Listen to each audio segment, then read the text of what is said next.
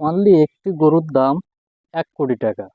তাহলে বোঝেন গরুটার ওয়েট কত, বা গরুটা কত বংশীয় মর্যাদার গরু, বা গরুটার গোশ কি খেতে কত সুস্বাদু।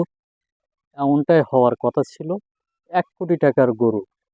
কিন্তু সেই 1 কোটি টাকার গরুর বংশীয় মর্যাদার কথা আপনাদের কাছে একটু তুলে ধরি, কেন 1 কোটি টাকা এই গরুটির দাম বলা হয়েছে। গরুটির পিতা বা তার দাদা তারা ছিল আমেরিকান বাসিন্দা, বা এই আমেরিকার প্রসেসের আর কি গরুর উম, বীজ বাংলাদেশে উৎপাদন করা হয়েছে। এটি খুবই একটা ভালো জাতের গরু। এই গরুর 1000-1100 কেজি মানে গোশ হয়ে থাকে। এই গরুটি খুবই সুস্বাস্থ্যের অধিকারী। গরুটির গোশ খেতে খুবই স্বাদ। এমনটাই আর কি গরুর মালিক, গরুর কর্তৃপক্ষ জানিয়েছেন।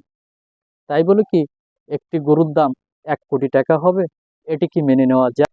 কিন্তু ভিডিওটি দেখার পরে আমার কাছে মনে হয়েছে উনি যে যুক্তি তর্ক দিয়ে দেখিয়েছেন, টিভির মিডিয়ায় যেটি উপস্থাপন করেছেন, আপনারা অনেকেই দেখেছেন যে একটি গরুর দাম 1 কোটি টাকা।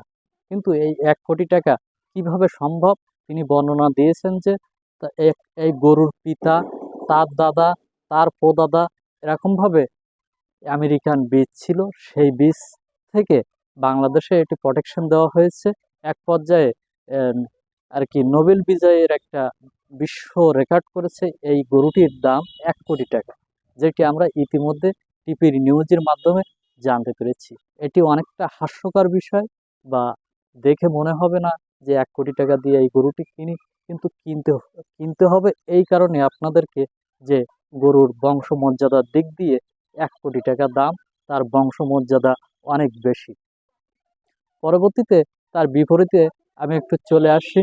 বর্তমান সময় বাংলাদেশে তাপপ্রদাহ অনেক বেশি পড়ছে।